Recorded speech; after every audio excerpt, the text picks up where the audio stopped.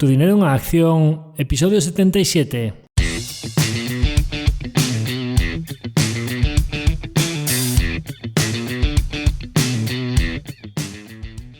Hola, soy Javier Acción, asesor financiero independiente autorizado y registrado en la Comisión Nacional del Mercado de Valores con el número 149 y asesor del fondo de inversión Acción Global. Te doy la bienvenida a Tu dinero en acción, tu podcast de inversión, donde hablaremos de manera sencilla y cercana de conceptos, métodos y alternativas para rentabilizar tus ahorros. Si te planteas sacarle partido a tus ahorros o quieres descubrir qué opciones te interesan más, te invito a quedarte para aprender sobre finanzas con un lenguaje directo y sin tecnicismos.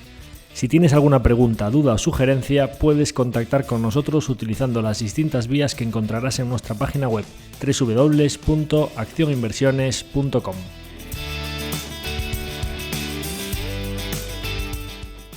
El contenido de este podcast es divulgativo. Las opiniones aquí expuestas son meramente informativas y en ningún caso suponen una recomendación de inversión. Si buscas asesoramiento financiero, debes dirigirte a cualquiera de los asesores autorizados y registrados en la Comisión Nacional del Mercado de Valores. En el episodio de hoy volvemos con uno de nuestros consultorios de dudas de la audiencia. Ya hacía mucho tiempo que no hacíamos uno de estos consultorios, si no me equivoco, desde el episodio 51. Perteneciente a la segunda temporada que emitimos allá por el 25 de marzo de 2023. Se ha choveu, como se dice por aquí, o sea, ya ha llovido desde entonces. Y el motivo de que no hiciésemos ningún consultorio hasta ahora es que durante una época recibíamos muy poquitas consultas, insuficientes para completar un capítulo entero de dudas de la audiencia, así que os animo desde aquí a que nos sigáis enviando estas consultas. Ahora sí que tenemos unas cuantas acumuladas unidas a los comentarios que nos hicisteis en la encuesta que hicimos al empezar la tercera temporada. Ahí incluimos un campo donde os dejábamos un poco barra libre para que nos hicieseis las consultas o los comentarios que quisieseis, y aunque en su momento ya comenté la mayoría del feedback que nos habíais enviado, dejamos pendientes de resolver las dudas que nos habéis planteado ahí, junto con las que hemos ido recibiendo recientemente, pues sí que ya tenemos bastante contenido para hacer un episodio. Además, pues también tuvimos la pausa veraniega entre las dos temporadas y que recientemente al empezar la tercera temporada pues teníamos bastante contenido pendiente de publicar y este es el motivo principal de que hayamos ido posponiendo el consultorio hasta la fecha de hoy. Pero que conste en acta que vamos anotando todas las consultas que nos llegan y después seleccionamos las que nos parecen más interesantes para resolver de cara a nuestra audiencia, y aunque es verdad que es imposible responderlas todas o al menos imposible citarlas todas textualmente, sí que intentamos agrupar por temáticas en función de los intereses. Si tenemos 3 o 4 preguntas sobre una temática, pues las vamos a agrupar para hablar de un tema en concreto, intentando por supuesto siempre alcanzar el mejor mix posible entre resolver las máximas dudas posibles de nuestra audiencia y también hacer un contenido que sea interesante para la gran mayoría del público. Aunque esto por supuesto pase por tener que descartar en muchos casos análisis individuales de compañías en las que no invertimos o incluso pues compañías que nunca he mirado o que no he analizado, que tendría que hacer un análisis desde cero y pues como ya he dicho en muchas ocasiones, tratamos de evitar el consumo de tiempo que no va a ser productivo ni para nuestro fondo ni para nuestra audiencia, partiendo de la base de que pues esto no es un servicio de análisis a la carta, pero seleccionando aquellas compañías de las que hayamos hablado en alguna ocasión, en las que invirtamos o hayamos descartado o puedan ser relacionadas con alguna compañía en la que sí que invirtamos, que creamos que podemos aportar algo para el conjunto de la audiencia. Entonces, yendo con ello, hoy vamos a hablar de diversas cuestiones como puede ser macroeconomía, macrotendencias, divisas digitales y criptomonedas, sector salud, sector de soluciones IT y desarrollos de software, el caso concreto de IDF y su supuesto fraude contable, invertir por dividendos, invertir en renta fija, además de resolver también algunas pequeñas dudas sobre los diferentes tipos de endeudamiento en las empresas y sobre la inversión en fondos. Entonces, comenzando por la parte de macroeconomía, como os imagináis, las cuestiones relacionadas sobre la situación macroeconómica y cómo puede afectar esto a la rentabilidad de las carteras de los inversores a corto, medio o incluso a largo plazo son muy reiteradas, es algo que preocupa muy habitualmente a la gente y concretamente en este caso tenemos dos consultas sobre cómo puede afectar las condiciones macro para la rentabilidad a medio plazo y también una consulta concreta sobre los diferentes conflictos que hemos vivido en los últimos años como el COVID, la guerra de Ucrania, el reajuste económico y de poderes en el escenario geopolítico global y que pues sería interesante analizar un escenario donde el dólar vaya perdiendo valor y Estados Unidos terminase no siendo la primera economía global. ¿Cómo podría afectar esto a los inversores y a las carteras? Bien, nosotros aquí solemos hacer algunos capítulos periódicamente hablando de situación macro, situación de mercado, de acontecimientos que hayan podido afectar en los tiempos recientes al mercado de valores, a renta variable o renta fija, ¿no? A los mercados financieros en general. De hecho, en su momento hicimos un capítulo específico sobre la situación de Rusia y de Ucrania cuando estalló el conflicto, y en diversas ocasiones hemos hablado pues, sobre el COVID y sobre todos los acontecimientos que nos parecían relevantes de los últimos tiempos, ¿no? En general diría que pues, es una frase muy recurrente, muy manida, ¿no? En todo esto de la inversión en valor, que la macro no hay que atender a ella y que es un ejercicio muy estéril tender a la situación macroeconómica o intentar obtener algún tipo de alfa de la situación macroeconómica o anticiparse. Estoy bastante de acuerdo con ese dogma, por decirlo de alguna manera. Hay muy pocos inversores a lo largo de la historia que hayan conseguido obtener retornos en base a la situación macroeconómica. Muy pocos fondos, creo que se deben contar con los dedos de una mano y no creo que lleguen a los de dos, los fondos global macro que hayan obtenido retornos razonables por encima del mercado de manera recurrente a lo largo de los años. Y básicamente pues también hay otra frase que se suele decir y que, con la que también estoy bastante de acuerdo, y es que nadie sabe nada, ¿no? Imaginaros a vosotros pues si a mediados de enero de 2020 alguien nos dice la situación en la que íbamos a estar 1 o 2 meses después. Es completamente inverosímil, ¿no? Pensaríais que estás hablando de una película de Hollywood y que es totalmente imposible que sucediese algo así.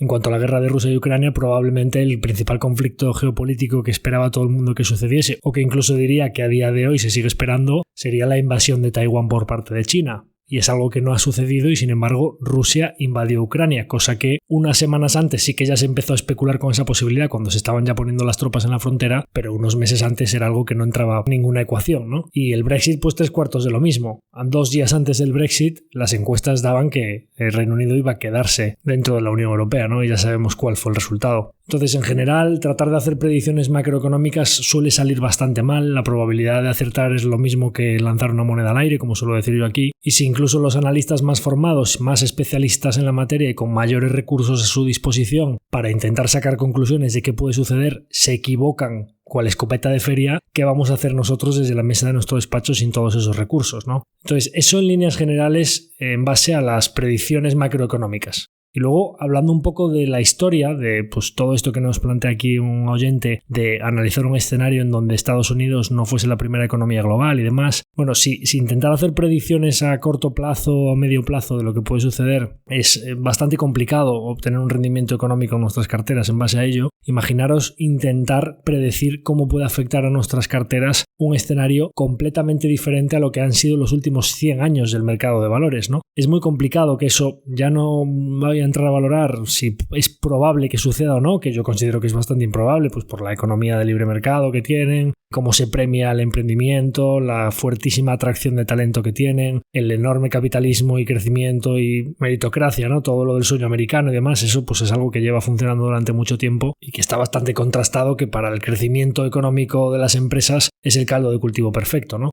Ya no entro a valorar en cuestiones sociales o cuestiones como lo que hablamos aquí ya cuando estuve de viaje por Estados Unidos y Canadá, la brecha importante que existe en algunas ciudades de las dos costas por temas de drogadicción, de homeless, ¿no? de pobreza junto a la riqueza, o sea, un poco esa polarización de la sociedad. Por supuesto, pues esos son estigmas que tiene la sociedad americana y que probablemente tengan que enfrentarse a ellos en algún momento, que parece claro que de momento están haciendo la de avestruz de meter la cabeza debajo de la tierra, pero para la economía de libre mercado y el crecimiento económico y el desarrollo empresarial parece bastante claro que es el sistema que mejor ha funcionado ya bastantes décadas y tiene toda la pinta de que pues incluso se decía que China podría ser la gran amenaza, pues ya veis lo que está pasando ahora, ¿no? Estados Unidos y Europa siguen con unos datos de crecimiento, especialmente en Estados Unidos, bastante sólidos, y China en una recesión económica bastante relevante, con un crack del sector inmobiliario y con muchas industrias que se están yendo de allí precisamente para evitar riesgos y cadena de suministro y posibles conflictos geopolíticos que puedan suceder en el futuro, ¿no? Y si que se marche toda esa inversión extranjera de China perjudica claramente al país asiático, pues los principales beneficiarios pues serán centros productivos cercanos a Europa o a Estados Unidos, como pueden ser pues Turquía o algunos países del este cercanos a Europa o México, pero por supuesto también fortalece claramente a Estados Unidos, que vuelve a traer a su terreno inversión y mano de obra y puestos de trabajo que se habían ido a China durante los últimos años, ¿no? De ahí que esté la situación del mercado laboral americano como está. Entonces yo creo que si a lo largo de tantos años se ha quedado demostrado que la inversión en empresas, con independencia de los vaivenes macroeconómicos, con todo lo que ha pasado, ya sean guerras mundiales, grandes cracks financieros, pandemias globales y demás, pues los mercados financieros periódicamente siempre vuelven a hacer máximos históricos, y la renta variable, dependiendo del plazo que cojas, pues te suele dar retornos entre el 7 al 9% anualizado, dependiendo del mercado del que hables. Parece claro que podríamos concluir, una de las pocas verdades absolutas que existe esto en los mercados es que en algún momento de los próximos 10 a 15 años el Standard & Poor's, el MSCI World, etcétera, volverán a hacer máximos históricos, si es que no los hacen ya muy próximamente, con independencia de que haya grandes conflictos o grandes situaciones macroeconómicas, ¿no? De ahí que nosotros optemos por permanecer invertidos y soportar esos vaivenes intermedios, porque es muy difícil hacer predicciones. Sobre si el dólar va a perder valor o va a dejar de ser la divisa de referencia a nivel global, yo lo veo bastante complicado también, porque hay muchas economías mundiales que están muy referenciadas al dólar. El billete verde siempre será el billete verde, por decirlo así. Los mercados financieros están muy referenciados al dólar americano, y aunque parece bastante claro que nuevas divisas, como pasó con el renminbi chino, pues puedan ir incorporándose a las divisas de reserva globales de referencia, parece claro que invirtiendo en países desarrollados, sólidos, con jurisdicciones muy serias y diversificados en una cesta de 3 o 4 divisas, véase dólar americano, dólar canadiense, libra esterlina, corona sueca, euro, yen, etcétera, pues 5 o 6 divisas globales de países serios, desarrollados y muy estables a nivel jurídico, pues en unos momentos habrá divisas que lo hagan mejor y otras que lo harán peor, pero a lo largo del ciclo completo el efecto de la divisa en tu cartera debería ser neutro, con independencia de todos estos conflictos macroeconómicos que puedan suceder. Incluso podríamos decir que como inversores en euro, teniendo en cuenta la falta de unión fiscal que tenemos en Europa, la diferencia entre los países del norte y del sur, ya veremos qué pasa con la recesión industrial en Alemania, y claramente un entorno que fomenta la inversión y el emprendimiento por debajo de lo que puede suceder en Estados Unidos, Canadá o Reino Unido, parece que como inversores en euro, tener exposición al billete verde, como decía, o al dólar canadiense, o a la libra esterlina, etcétera, es decir, tener una parte de nuestras carteras en las propias divisas de estas compañías a las que vamos a invertir, parece que en neto a lo largo de los años debería beneficiarnos. Partiendo de la base, como digo siempre, que las divisas es de lo más complicado que existe de predecir en los mercados financieros. De hecho, es que cuando hay algo que parece bastante obvio, las divisas suelen hacer exactamente lo contrario. Hablamos, por supuesto, a corto y medio plazo. Entonces, por concluir, en cuanto a los análisis macroeconómicos, es verdad que sirven para llenar muchísimas líneas en los periódicos y para hablar en podcast todo lo que queramos, pero en general mi visión es permanecer invertidos e intentar aislarse de todo ese ruido, porque realmente en los momentos en los que peor pinta la macroeconomía suelen ser los mejores momentos para invertir. Nos preguntan también por la inversión en macrotendencias o megatendencias como la inteligencia artificial, aging o el envejecimiento poblacional, nuevos fármacos y demás. Bien, la inversión en megatendencias, sabéis que hay fondos de inversión, ETFs, que suelen agrupar este tipo de megatendencias, o pues coche eléctrico, o energía sostenible, o envejecimiento, salud, agua. Por lo general suele ser bastante típico todo este tema de inversiones en megatendencias, como que motiva mucho invertir en algo que sí o sí va a crecer a futuro, y que entonces pues te compras una cesta de compañías pues de litio y de placas solares, etcétera. La verdad es que en general suele salir bastante mal eso. Y suele salir mal porque cuando llegas a una macrotendencia en la cual ya están haciendo cestas de compañías de ese sector, es porque suele estar bastante caliente. Con lo cual puede ser, como hablamos siempre aquí, de inversiones que realmente pueda haber buenos negocios o negocios que crezcan al calor de esa megatendencia a lo largo de los años, pero que sean horribles inversiones porque las cojas a precios muy altos cuando ya estaban muy calientes y cuando se estaba descontando la perfección, el crecimiento futuro y esa megatendencia, o incluso, como suele suceder en una megatendencia, suele ser compañías que pertenecen a sectores nuevos en los cuales pues a lo mejor una o dos compañías de ese sector terminan siendo grandes ganadores, pero por el camino va a quedar un rastro de cadáveres, ¿no? Entonces, ¿cómo se va a hacer buenos retornos teniendo una cesta de compañías o de negocios en los cuales puede haber muchos cadáveres y solo un par de ganadores? Pues es muy complicado. Y con esto quiero decir que no hay que invertir con megatendencias o macrotendencias, o que no hay que invertir con un viento de cola. Para nada. Yo lo que digo es que no debemos buscar inversiones diciendo quiero invertir en coche eléctrico y entonces pues voy buscándola, o quiero invertir en energías sostenibles y demás. No, pues que nos fijemos en negocio a negocio, que si cuando estamos analizando una empresa que nos parece atractiva, además podemos, como hablamos siempre aquí, invertir en un negocio que es una tarta que crece, un viento de cola. Oye, creemos que este sector tiene las posibilidades de ser igual o más grande en el futuro, y que esta compañía líder de ese sector puede tener un trozo cada vez más grande de una tarta que crece. Pues todo ese tipo de cosas ya me habéis escuchado muchas veces aquí hablar de ellas y es un tailwind, un viento de cola para nuestra tesis que puede ser adicional a lo que haga la propia compañía, ¿no? Una buena ejecución, cuando tienes un viento de cola como su propio nombre indica, pues esos retornos adicionales sobre un crecimiento que es superior al PIB porque estás en un sector que crece más que la media mundial, pues eso es muy interesante. Ahora, agruparlo e invertir en la macrotendencia, agrupando un número de empresas que sin analizar ninguna de ellas y en base a que creemos que va a ir bien, pues los resultados de ese tipo de estrategias suelen ser bastante pobres, la verdad. Y sobran ejemplos. Hablemos de blockchain, hablemos de cannabis, hablemos de telemedicina o hablemos de coche eléctrico, litio o energías sostenibles. En los últimos años hemos visto muchos casos en los que cuando parecía que un sector iba a ser la panacea, en los años siguientes muchas de sus compañías caían como moscas y solo quedaban en pie unas cuantas, ¿no? Entonces, como ya vengo diciendo aquí, en los últimos tiempos, tener un gran historial para analizar de un negocio que se haya enfrentado a diversas crisis, eso es algo que tiene un valor muy importante. Y como tal, megatendencia o algo que sea muy innovador, pues no vas a tener ese histórico. Vas a estar invirtiendo en una cesta de compañías que no están suficientemente testadas, que no se han enfrentado a esas crisis. ¿Que puede haber alguna que sea ganadora? Por supuesto. Pero el riesgo que tienes, esa asimetría en los retornos y que, por supuesto, varias se te van a caer por el camino, implica que, como inversor, pues tienes bastantes probabilidades de hacerlo mal. Nos consultan sobre el sector de salud en Estados Unidos. Bueno, aquí lo voy a llevar un poco en general el sector salud en desarrollados. Vamos a hablar de life science, bioprocesos, compañías farmacéuticas y demás, tanto en Estados Unidos como en Europa. Va a haber varias consultas en este capítulo que las citaré para episodios específicos en los que hablaremos de esa consulta, pero por no dejarlo sin contestar sí que me gustaría dar algunas pinceladas para citaros después para un capítulo donde lo desarrollemos más. El sector de salud ya he comentado aquí cuando hablamos de Halma y cuando hablamos de las oportunidades que pudimos aprovechar a finales del año pasado y de aquel ejercicio de sectores fríos y calientes que tengo pendiente todavía entrar en mayor detalle de las conclusiones de ese ejercicio o a lo mejor incluso en algún capítulo realizar ese ejercicio en directo para que veáis un poco cómo lo hacemos y qué conclusiones se saca de él, que es muy útil. Resulta que pues uno de los sectores más fríos que nos encontramos era precisamente el sector de salud o ciencias de la vida, ¿no? Y aquí concretamente nos preguntan por Cigna, McNesson, United Health. Concretamente yo estas compañías no las he analizado, pero sí que me gustaría dejar aquí una cuñita general sobre el sector.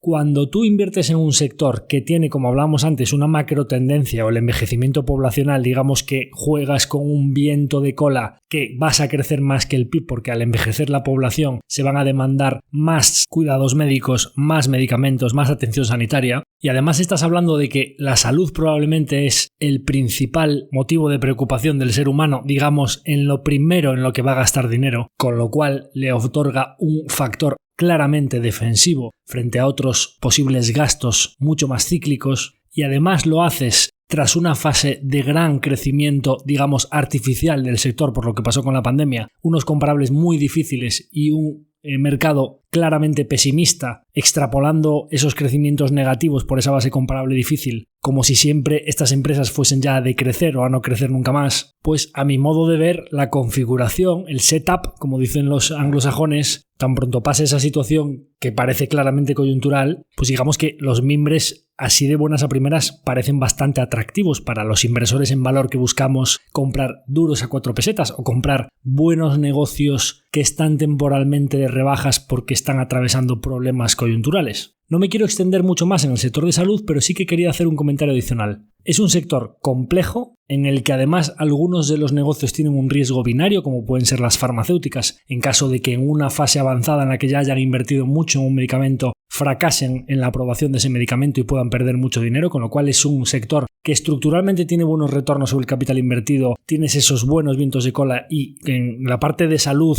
no regulada puedes obtener muy buenos márgenes, pero un sector en el que establecería 3 premisas. Por supuesto, como acabo de decir, sin regulación, porque por supuesto siempre que esté el regulador por medio y más en un bien o servicio de primera necesidad como es la salud, siempre van a limitar tus retornos o van a limitar el potencial de ganancias de esos negocios y eso a nosotros como inversores es justo lo que no nos interesa. Segundo, dada la enorme complejidad de este sector y lo difícil que es ser especialista por los diversos campos que hay, creo que tiene sentido abordar la inversión en el sector salud de una manera diversificada, sea porque inviertas en una compañía con un gran pipeline de productos y servicios o porque lo hagas en una cesta de varias compañías diferentes que toquen diferentes palos. Y tercero, intentaría buscar un servicio o un producto que sea muy recurrente para tener ese factor defensivo del sector salud, ese viento de cola, pero que no tengas la discrecionalidad de que venga un ciclo económico y estés solo, por ejemplo, pues en la parte de bienes de equipo, que si el hospital de turno decide no renovar los equipos, pues puedas tener un comportamiento más cíclico, que estés en la parte recurrente del negocio, ya sea vía consumibles, ya sea un servicio permanente soportado por contrato, o un mantenimiento, lo que sea, de manera que tengas una predictibilidad en los retornos, en las ventas, en los márgenes que vas a obtener y demás. Es decir, no regulación,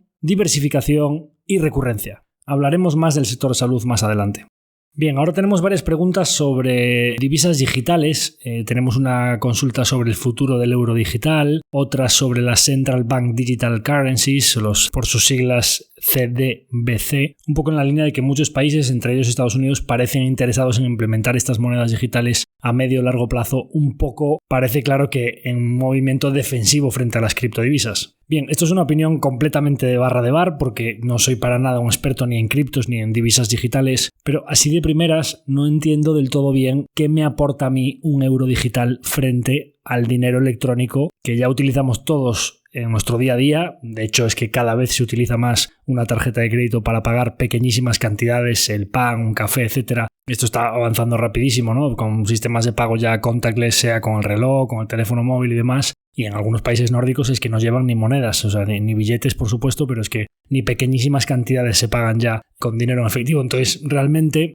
si las divisas o lo que sería el dinero en efectivo van a terminar desapareciendo, no es una pregunta de si sí sucederá, es una pregunta de cuándo sucederá. Porque además es que los gobiernos, lógicamente, que todas las transacciones sean en dinerito A y que queden registradas, son los principales interesados en que esto suceda, que todo vaya tasado, ¿no? Eliminarías en gran medida las fuentes de financiación y de transacción del crimen organizado, se reduciría el fraude fiscal a la mínima expresión y aumentaría mucho la recaudación, con lo cual parece que ellos intereses en que el dinero electrónico vaya para adelante sí que tienen. Entonces, ¿qué me puede aportar a mí el euro digital frente a lo que me puede aportar un Bitcoin o un Ethereum? Que ya hemos hablado aquí en diversas ocasiones que sí que creo en esa tecnología y en las utilidades que aporta. Pues sinceramente no lo sé. Y además es que a la velocidad a la que se están desarrollando los acontecimientos, parece claro que cuanto más tarden los gobiernos o los bancos centrales en implantar un sistema de estos, pues menos probabilidades de éxito van a tener, ya sea porque esté completamente establecido el dinero electrónico y no exista ya el dinero en efectivo, o porque se haya adoptado como divisa válida para cualquier transacción el Bitcoin o el Ethereum, ¿no? Y con esto lo hilo con la siguiente pregunta, que es concretamente sobre criptodivisas. Parece que es un tema que interesa bastante. Hemos recibido de manera recurrente preguntas sobre las criptos, sobre el Bitcoin, sobre esta disrupción, sobre el Ethereum en particular, ahora que ya no está tan de moda y hay menos ruido, el mercado de stablecoins y las criptos para ir ganando adopción lentamente con criptodivisas que están soportadas por una reserva real de dólares y euros. Diversas cuestiones de todo tipo sobre las criptos en general. Bien, aquí vuelvo a decir, opinión de barra de bar, no soy para nada un experto en criptos. Creo que debéis escuchar a otras personas si os interesa todo esto para aprender. Nosotros tenemos un capítulo de la primera temporada que se llama Invertir en activos digitales, es el episodio número 12, emitido el 26 de febrero de 2021. Para quien quiera una toma de contacto con las criptos, las redes, los NFTs y demás, esto fue antes del boom que se produjo a lo largo de ese año, en el que llegamos a ver verdaderas barbaridades de gente pagando cantidades astronómicas por JPGs, es decir, imágenes de una roca o una cara de un mono, pero soportados por tecnología blockchain con un código detrás, ¿no? Bueno, ya sabéis lo que pasó con todo esto después. Como siempre suele suceder al calor de las burbujas, no suele terminar bien para los inversores. Bien, en aquel capítulo hablábamos un poco del por qué yo creía, haciendo un ejemplo, pues del valor del intercambio, de las unidades limitadas, del coste incremental de extraer una unidad haciendo un símil con las pepitas del oro, y de por qué creía que la tecnología que subyace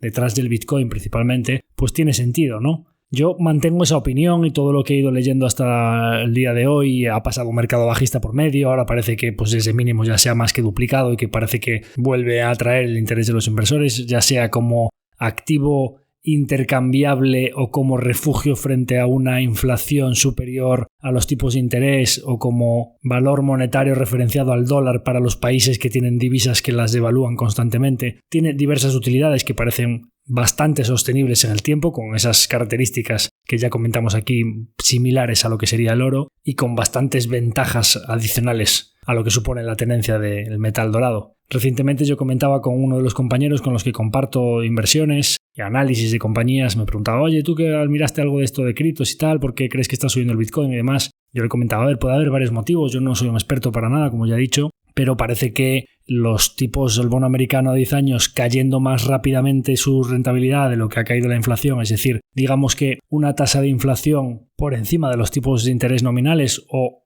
aunque esté más alto el tipo de interés que la inflación, que caigan más rápido los tipos de lo que están cayendo la inflación, digamos, pues oye, si teníamos inflaciones del 5 para tipos del 5, tipos de interés reales del 0%, si los tipos de interés se van al 3% y la inflación solo cae al 4%, pues tenemos tipos de interés reales negativos del -1 frente al 0 que teníamos antes. Esto es un escenario que al oro y al Bitcoin claramente les favorece. Además tenemos todo lo de Argentina, que parece claro que pues cuando escuchas a Milei hablar de tabula rasa parecía que algo iba a hacer. Yo no tenía claro si impagar una parte muy importante de la deuda soberana argentina o devaluar el peso. Ha optado por esta segunda opción y claramente pues puede haber inversores argentinos que hayan decidido refugiar una parte o la totalidad de sus ahorros en una cripto referenciada al dólar americano como es el Bitcoin. Bueno, es un error decir referenciada, pero que su cripto, su equivalencia es en dólares americanos. Además también tenemos una fuerte recesión en China, que podría ser que también sabemos cómo les gusta el tema de las criptos a los chinos y podría ser que también está habiendo algo de fuga de capitales ahí.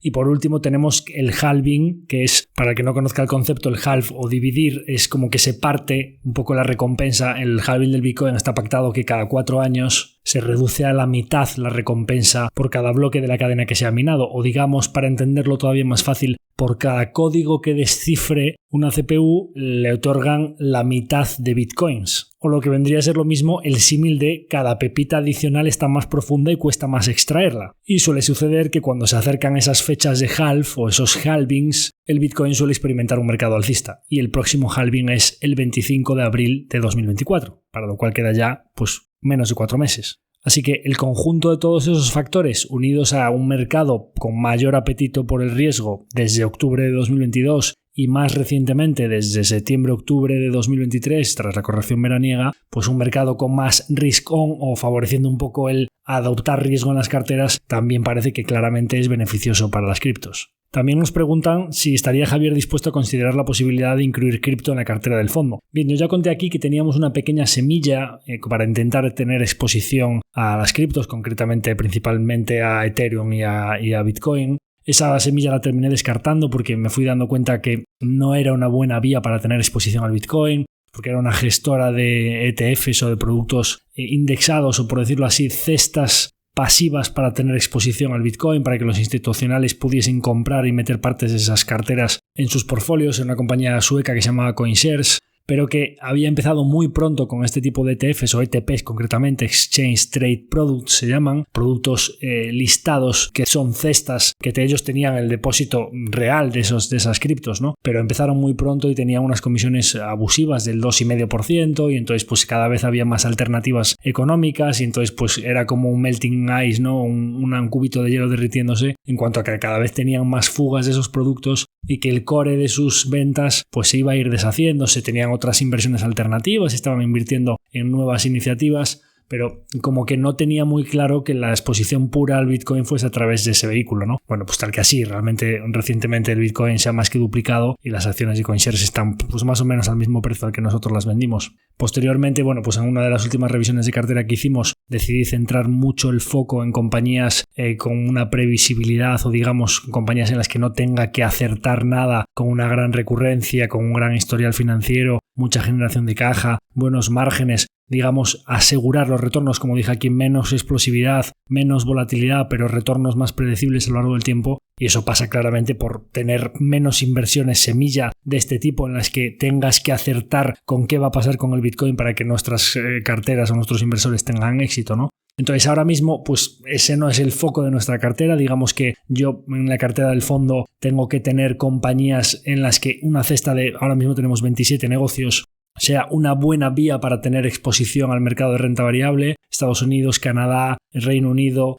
Suecia, Alemania, Francia, España, países pues muy serios, desarrollados, con jurisdicciones seguras y estables y que fomenten el emprendimiento y demás. Como decía antes, si un inversor quiere tener pues bonos o quiere tener oro o quiere tener materias primas o quiere tener criptos, creo que lo puede hacer por su cuenta de manera adicional a la inversión que tenga en el fondo con nosotros. No tengo que meter una cesta de todo tipo de activos en los que yo tenga una visión de si van a ir bien o no. El foco del fondo claramente son las empresas cotizadas, buenos negocios que generan flujo de caja y con un buen horizonte de reinversión para ese camino que queremos de generar interés compuesto, y me parece que teniendo una visión positiva sobre las criptos y específicamente sobre el Bitcoin no es el foco de nuestra cartera. Por último, como ya he dicho, pues no soy para nada un experto en todo esto y creo que sí que debéis escuchar a expertos en esta materia, así que antes de cambiar al siguiente tema me gustaría citar a la fuente que me parece de mayor calidad de habla hispana, porque lógicamente pues sobre criptos hay muchísimo contenido en inglés, pero es más denso, más difícil de escuchar, y en español pues no es tan fácil encontrar voces autorizadas y muy contrastadas en esta materia, ¿no? Creo que la mejor persona a la que podéis escuchar hablar de criptos en España es Lunaticoin. Hay un podcast de Value Investing FM de Adrián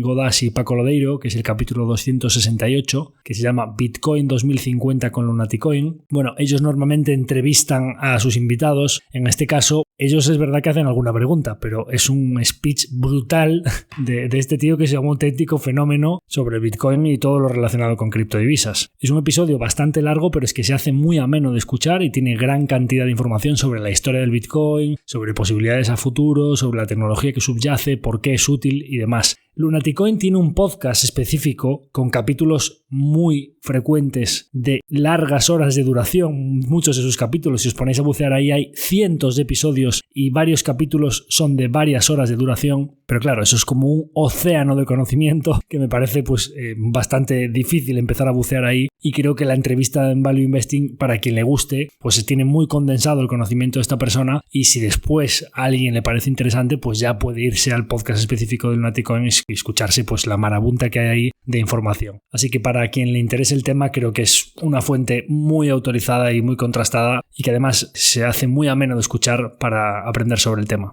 Tenemos varias consultas sobre EIDF, que recordaréis es una compañía del BM Growth que nosotros trajimos aquí para entrevistar a Fernando Romero, su fundador y consejero delegado, y que posteriormente a nuestra entrevista, pues en el proceso de listar la compañía en el mercado continuo, o sea, pasar del BM Growth al mercado continuo, la Comisión Nacional del Mercado de Valores instó a la compañía a contratar a una Big Four como auditora, a una de esas 4 grandes firmas de auditoría a nivel mundial, que son KPMG, Deloitte, PricewaterhouseCoopers y Ernst & Young, y pues en este caso, si no recuerdo mal, la auditora Big Four seleccionada, que creo que era Price, dijo que no firmaba las cuentas de IDF, con lo que la Comisión Nacional del Mercado de Valores decidió suspender la cotización de la compañía en el BM Growth. Estuvo varios meses sin cotizar y posteriormente, pues cuando salió a la luz todas las salvedades o los defectos o las malas prácticas contables de la compañía, pues se desplomaron las acciones desde los 30 euros por acción hasta pues los 4 o 5 euros que están actualmente.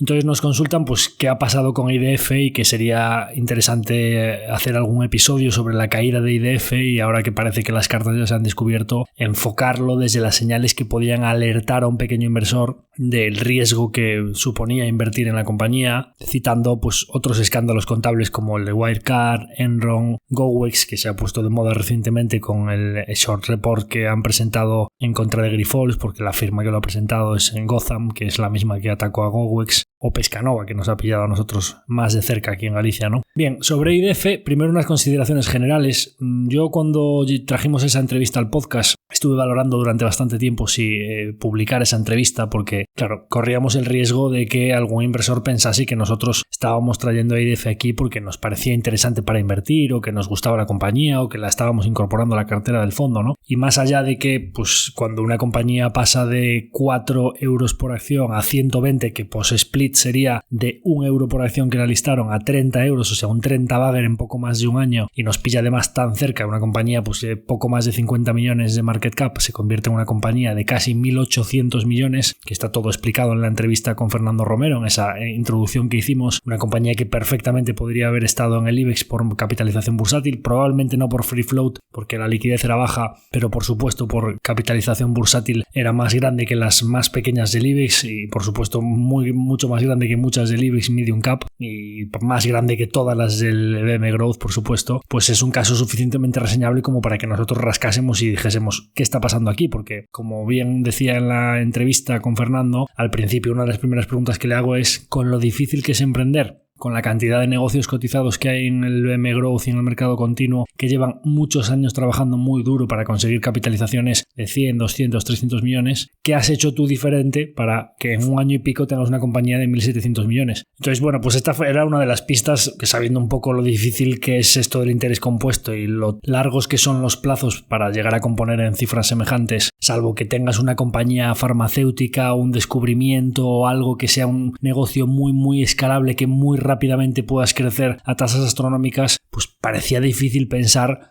que poniendo placas fotovoltaicas en los tejados de las naves pudieses montar semejante bicho en tan poco tiempo, ¿no? Entonces nos pareció tan reseñable o tan curioso, tan característico el caso que encontramos que aún a riesgo de que algún inversor pudiese interpretar que a nosotros nos gustaba la compañía, nos pareció interesante para traerlo al podcast. No hay más que ver el tipo de preguntas que yo le hice en la entrevista y la comparativa con otras entrevistas que hemos hecho, como la de Roberto Martínez de NB Business, que la tenemos en la cartera del fondo, o la que le hice a Tino Fernández, que es una compañía que si no la tenemos Altia en el fondo, pues es simplemente por la escasísima liquidez que tiene el valor y por lo dificilísimo que es conseguir las acciones, o pues más recientemente la de Singular, ¿no? La de José Luis Vallejo, pues ese tipo de empresarios que claramente he mostrado aquí tienen los valores y las creencias y la forma de hacer las cosas y de ejecutar y la forma de ser, incluso a nivel personal, que a nosotros nos gusta. Creo que se notó o fue bastante palpable la tipología de preguntas que yo le hacía a Fernando, que pues oye, a Roberto Martínez y a David Cicurel o a Vallejo no le preguntó ¿por qué incorporan a su consejo a una experta en fraudes contables? ¿O qué pasa con la consolidación de unas filiales y un pacto de socios en el que tienes todos o prácticamente todos los derechos económicos pero no lo consolidas porque no tienes el control o ese poder de voto mediante un pacto adicional que en cualquier normativa contable, si tienes todos esos derechos económicos, sería razonable pensar que también deberías tener el control y que deberías consolidar todo eso que hay abajo, que estamos ciegos, no lo estamos viendo? Puedes estar metiendo deuda, puedes estar facturando a través de las filiales, inflando la facturación de las de arriba sin que abajo veamos las pérdidas. Un nicho de fraude muy claro, que además es que estaba reflejado en la auditoría, ¿no? Auditoría que además pues no la realizaba una de estas 4 firmas Big Four y que tan pronto se pidió a una de estas firmas que revisasen todos los expedientes, todas las finanzas de la compañía, pues ya saltó la liebre. En general, un negocio parece que sin muchas ventajas competitivas, bastante commodity, que supone importar placas de China, pues puedes conocer China como la palma de tu mano, pero parece que no es difícil de imitar, traer placas y poner a electricistas y a técnicos a instalar las placas, un par de ingenieros aparejadores a hacer los diseños. No es rocket science, ¿no? Como dicen los americanos. No parece un negocio demasiado complejo. ¿Por qué puedes hacer márgenes EBITDA del 30%? ¿Por qué no va a aparecer competencia como las abejas a la miel cuando los retornos sobre el capital son tan altos? ¿Por qué no va a aparecer competencia rápidamente que te coma una parte de la tarta? ¿Por qué una vez que llegues a una saturación en la industria, que ya la gran mayoría de naves grandes hayan puesto el autoconsumo, pues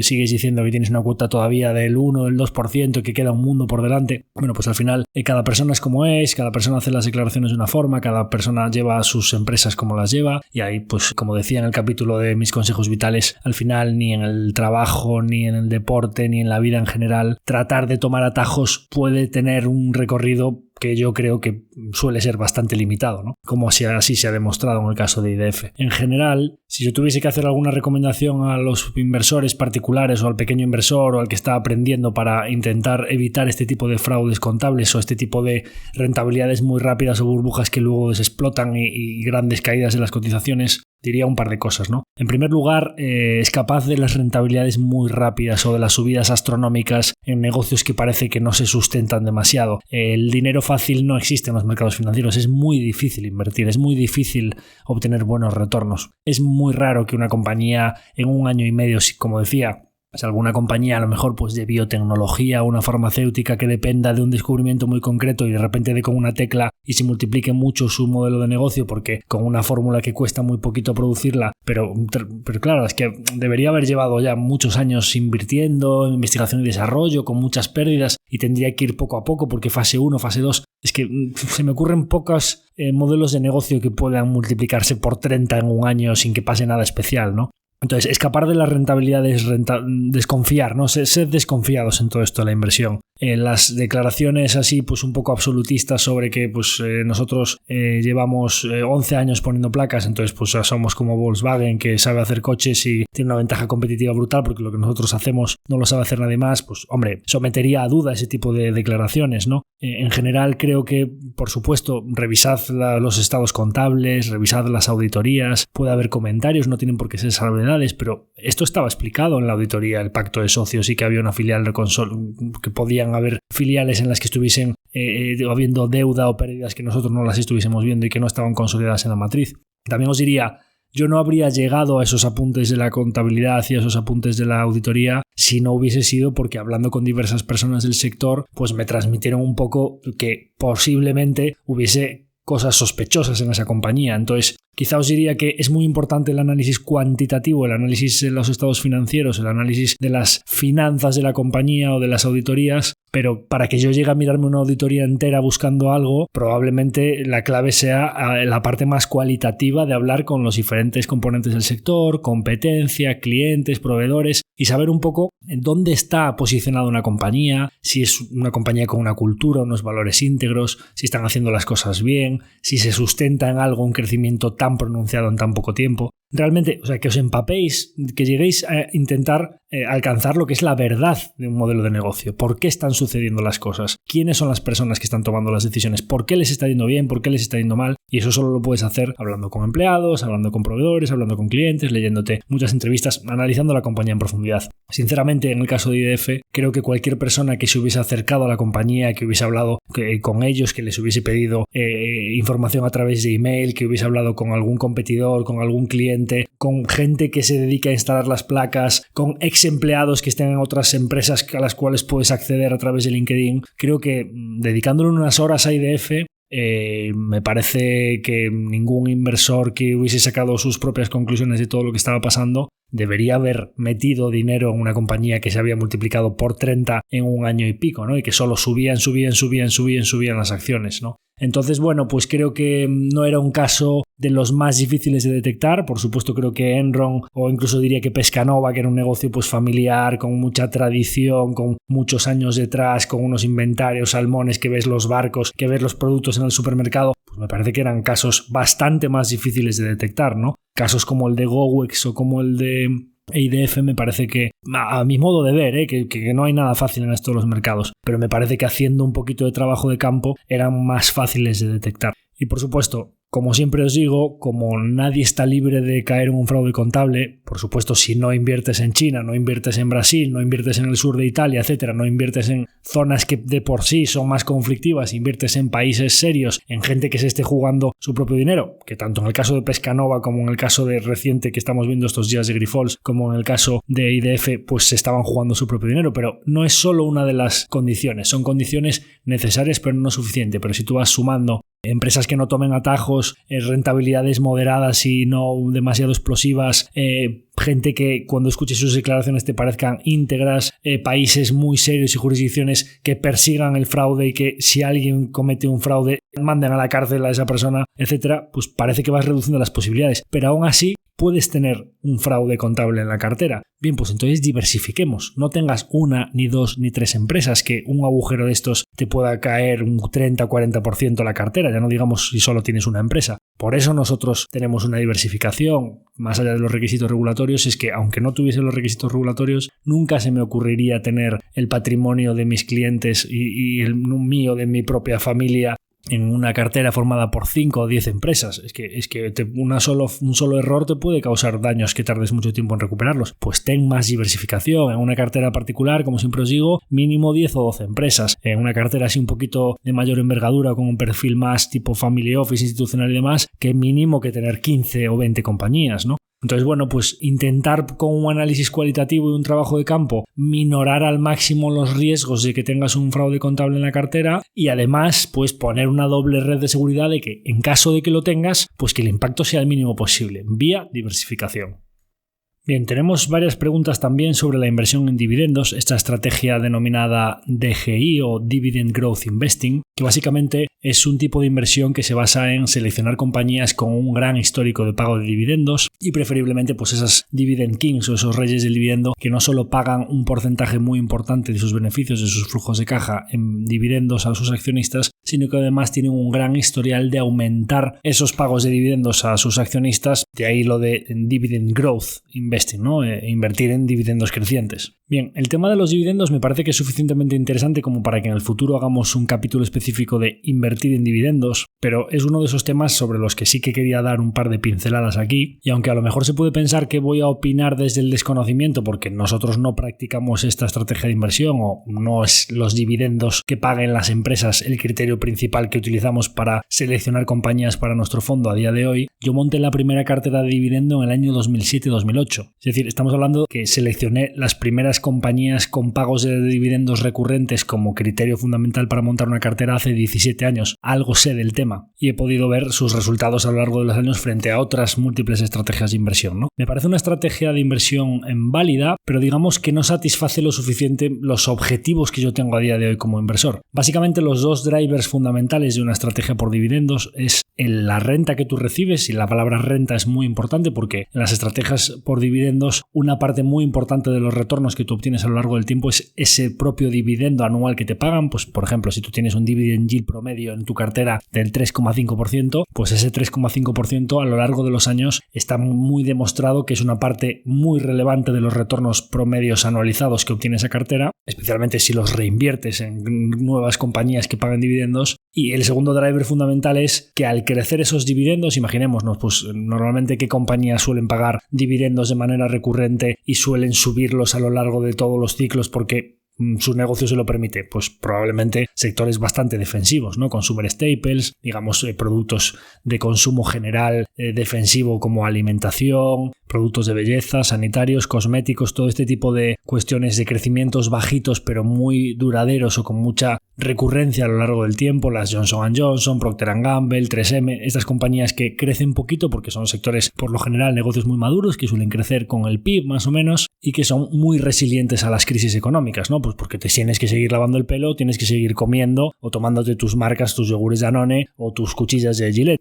para afeitarte todos los días por la mañana. Entonces vamos a decir ceteris paribus si todo el resto de variables se quedan igual, porque a las compañías por dividendos, lógicamente, que el bono americano esté al 7% o esté al 1%, pues lógicamente la cotización de esas compañías va a afectar mucho la exigencia de rentabilidad del mercado a la hora de valorar esos dividendos que paga la empresa, ¿no? Pues lo mismo que la renta fija. Cuando bajan los tipos de interés y el bono americano te da el 1%, pues un dividendo del 3 o del 4 se convierte en mucho más atractivo. Lo normal es que una compañía de dividendo suba su cotización hasta que el dividend yield de esa compañía se acerque más al bono americano y viceversa. Cuando suben mucho los tipos de interés, estas compañías de dividendo tienen que dar más rentabilidad y normalmente sus cotizaciones caen como les pasa a los bonos. El símil con la renta fija me parece muy bueno en este tipo de inversión porque al final tienes un perfil bastante rentista de esos dividendos que vas cobrando, con la diferencia de que pues es un compounding bond, porque al final el nominal del bono, que es tu acción, tiene un crecimiento, no es una tasa fija, digamos, o un importe que te presto 100, voy a cobrar el 3 o el 4% y dentro de 10 años me vas a devolver 100.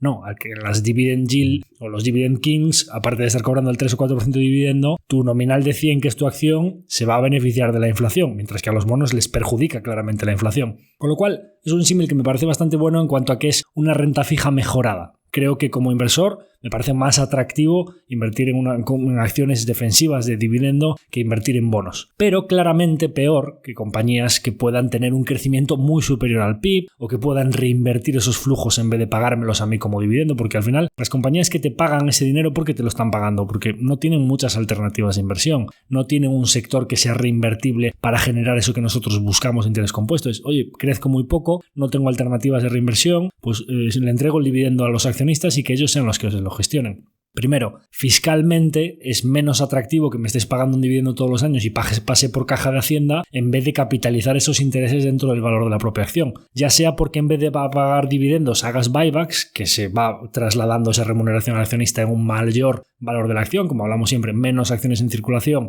mismos beneficios de la compañía, pues el valor unitario de la acción, pues básicamente se reparten entre menos acciones estos beneficios, con lo cual el valor o el beneficio unitario por cada acción es mayor, el precio de la acción tiene que subir, ¿no? Entonces, si me preguntan dividendos o buybacks, claramente por cuestiones fiscales prefiero los buybacks. Además, los dividendos pagados de manera recurrente es un yield fijo, mientras que los buybacks hechos de manera oportunista pueden darte un yield superior, porque la misma cantidad de dinero con una acción más baja, pues para los accionistas es un retorno superior. Y además, si podemos invertir en sectores que crezcan por encima del PIB, lo que hablamos antes de ese tailwind, o compañías que tengan posibilidades de reinversión para generar ese efecto bola de nieve que buscamos, a mí como inversor me atrae más. Partiendo de la base de que he dicho, de que digamos que es una renta fija mejorada y que en ciertos entornos pues puede tener sentido para un perfil claramente rentista, muy defensivo, que quiera poca volatilidad y que diga, pues oye, yo si esta empresa me da un dividendo del 3 más un crecimiento a largo plazo del 3, pues me conformo con un 6% anual. A la parte del dividendo le tendré que sacar los impuestos, pues me quedaré con un 5 neto a lo largo del tiempo. Partiendo de la base de que un ETF del Standard & Poor's o del MSCI World debería darte entre un 7 y 9%, ¿no? Con lo cual, sinceramente, a mí me cuesta ver que una estrategia de dividendo a largo plazo te dé retornos superiores. Posiblemente pueda ser más defensivo o menos volátil.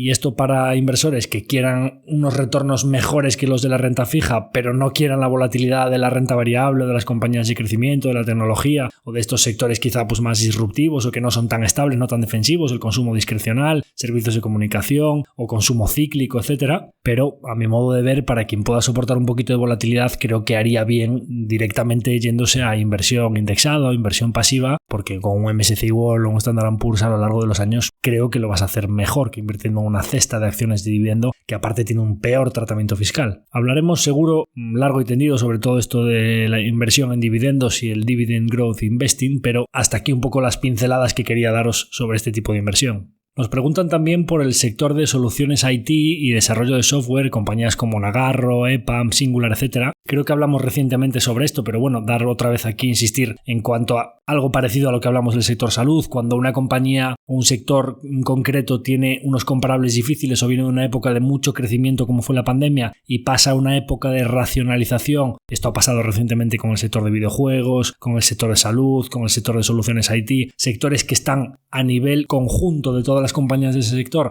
pasando una mala época, pero pertenecen a sectores que tienen un claro tailwind, la economía tiene que digitalizarse y parece claro que las soluciones de tecnología y el desarrollo de software tiene todos los mimbres para seguir creciendo los próximos años, pues es un entorno interesante para pescar. Y parece, por lo que nosotros sabemos a través de nuestra inversión en Singular, por lo que hemos hablado con Altia, etcétera, que ya estamos viendo a compañías como Nagarro recuperarse bastante fuerte desde mínimos. Es verdad que también con todo el mercado en general recuperándose, pero parece que lo peor del sector podría haber quedado atrás y que los crecimientos orgánicos planos o negativos podrían haber quedado hacia finales de 2023 en el espejo retrovisor y son bastante constructivos, o parece que están empezando a ver cómo los clientes vuelven a estar bastante activos solicitando presupuestos, aceptando nuevos proyectos y demás de cara a este comienzo de 2024, y veremos cuánto se prolonga. De hecho, hablando concretamente de nuestra inversión en Singular, aunque posiblemente el segundo semestre de 2023 ya veremos cómo va con un poquito de decalaje la parte de España, Portugal, Francia y demás. Es verdad que en Estados Unidos ya siempre van por delante, ¿no? Tanto en la caída, en la crisis, sobre todo los que vendan a empresas más tecnológicas, pues al final van por delante en esa época fría o ese invierno del sector. Pues lo mismo sucede con la recuperación, que va más rápida. Aquí vamos con un poquito de calaje y es posible que a lo mejor la parte de mediados finales de 2023, todavía en las finanzas de Singular, no lo sé, podamos ver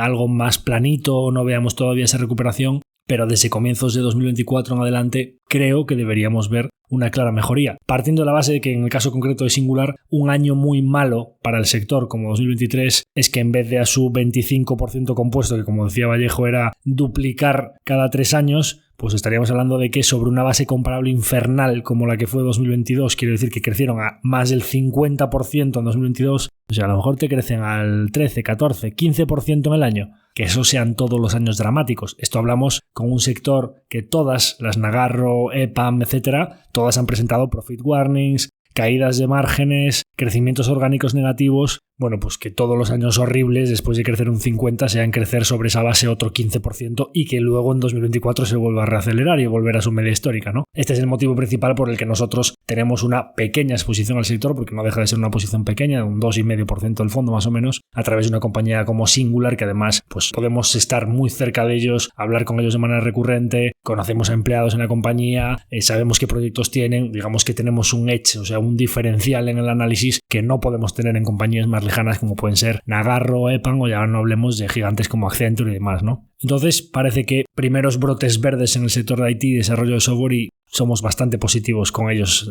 para 2024 y sucesivos. Bien, nos preguntan por renta fija, cómo vemos el momento, invertir en bonos, en fondos de renta fija, que cómo lo vemos, ¿no? En general, yo ya he dicho aquí en el episodio pasado cuando hablamos de las hipotecas y de las alternativas de inversión para inversores conservadores que empieza a haber cositas interesantes. Cuando tú ves que la inflación está al 2 o al 3% y que un bono a plazos muy largos de un gobierno tipo Austria o Alemania te está pagando el 1, el 0,5 o el 0 o tipos negativos, ¿qué sentido tiene invertir en eso, ¿no? Cuando no vas a conseguir ni siquiera cubrir la inflación. Cuando estás viendo que la inflación está cayendo y que ya va por el 3 y bajando y que hay bonos bastante, digamos, conservadores o que tienes poco riesgo de impago, que te están dando rentabilidades del 3, 4, del 5%, parece que como mínimo deberías conservar tu poder adquisitivo ahí, ¿no? Es decir, como mínimo protegerte de la inflación. Pues empieza a tener sentido. Es que al final la renta fija no deja de ser una estrategia de inversión que requiere de bastante sentido común. ¿Cómo le vas a prestar el dinero a alguien que ojalá te lo devuelva, pero que no sabe si te lo va a tipo cero o pagándole para... Es que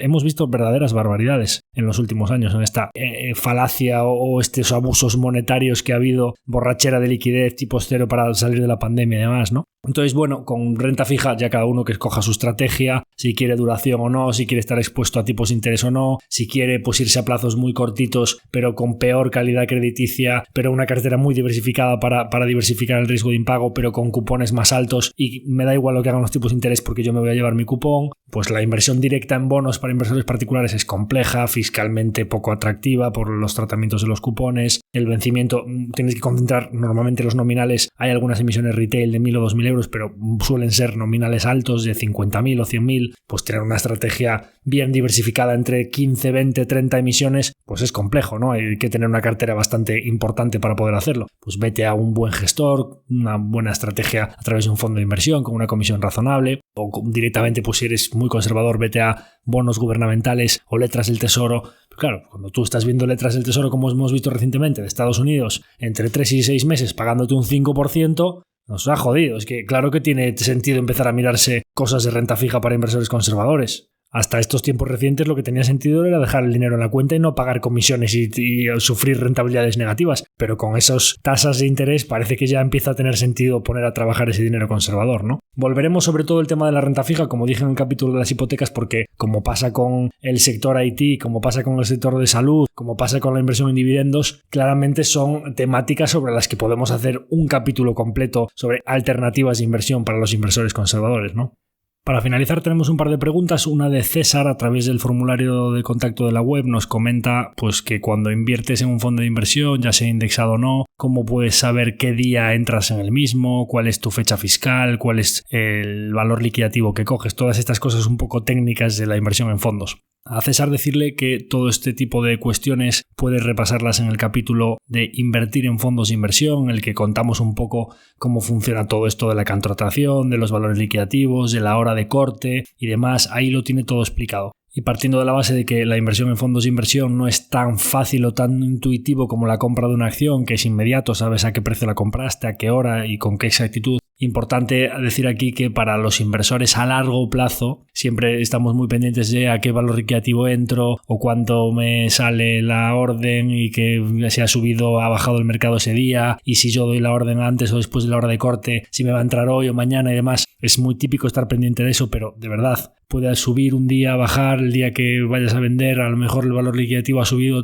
En el efecto neto a lo largo de los años, si realmente eres inversor de largo plazo, todas estas cuestiones se diluyen. Para alguien que realmente lo que busque sean retornos anualizados a lo largo de los años, no estéis tan pendientes de estas cosas. Das la orden, pues tardará 2 o 3 días en entrar, te subes a una estrategia en la que confías, no estés mirando la rentabilidad todos los días, cuando sube, cuando baja y demás. Está bien tener la información y saber lo que es el valor liquidativo, la hora de corte, la fecha fiscal, pues todas estas cuestiones que explicábamos en aquel capítulo, que le recuerdo a César que lo puede escuchar, es el capítulo 31 de la segunda temporada, emitido el 5 de noviembre de 2022, al principio de la segunda temporada. Se llama así, Invertir en fondos de inversión, y ahí contábamos un poco todo el tema de los fondos, de la tributación, de los riesgos, de los fondos pasivos versus activos, de las horas de corte, de la fecha fiscal, el valor liquidativo y demás. Pero que, como digo, pues son detalles muy técnicos que en lo que es la inversión a largo plazo, que es lo que nosotros buscamos en la generación de interés compuesto a largo plazo, pues no tienen ningún impacto. Nos preguntan también la diferencia entre long term debt y total debt, o lo que sería deuda a largo plazo y deuda total. Nos comenta este oyente que pues se encuentra diferencias bastante significativas según el término que se use, y que pues hay gente que las usa indistintamente, y que él pues sí que entiende lo que significa el término total liabilities, pero que lo de total debt y long term debt no lo tiene muy claro.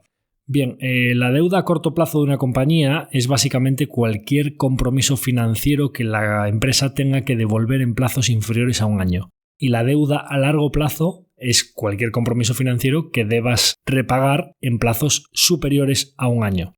Puede suceder que tú tengas un préstamo a 10 años, que tenga una serie de cuotas o que tengas una serie de pagos, y que haya una parte de una deuda que, aunque esté firmada a 10 años, es lo que sería la porción a corto plazo de una deuda a largo. Es decir, si tú tienes 100.000 euros de deuda y debes de pagar 10.000 euros cada año de los próximos 10 años, en realidad en tus estados contables 10.000 euros van a figurar como deuda a corto plazo porque los tienes que pagar este próximo primer año, y 90.000 euros van a figurar como deuda a largo porque están desde el 2 hasta el 10. Entonces, utilizando este mismo ejemplo para el oyente que nos hace esta pregunta, short term debt o deuda a corto plazo serían 10.000, long term debt serían los 90.000 que se pagan desde el año 2 hasta el año 10, y total debt, hablamos de deuda bruta porque luego, como explicamos en el episodio anterior, puede tener caja la compañía. Total debt, gross debt, hablamos de deuda bruta, serían los 100.000, el total de lo que haya tanto a corto como a largo. Una vez que tú tienes la deuda total y sumas la partida de deuda a corto con la partida de deuda a largo,